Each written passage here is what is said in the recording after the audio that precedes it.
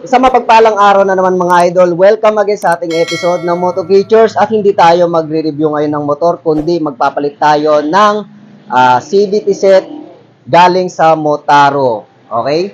So, dito nga pala tayo sa motor shop. Okay, sa mga gustong magpa-set up ng mga motor at magpagawa ng mga motor. So, subok na sila mga idol pagdating sa mga setup at sa mga paggawa ng motor. So, kung trusted motorcycle mechanic ang hinahanap nyo, dito lang po kayo mga idol. Okay? So, simulan na natin. Ikabit na natin ang Motaro CVT set para sa ating Honda Click 125. Welcome to Hajo Motovlogs. Let's go.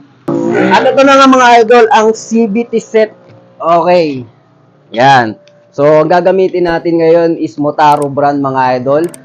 Okay? Ang motor natin is Honda Click 125 version 2. So, ang Motaro set na pang CVT is meron po siyang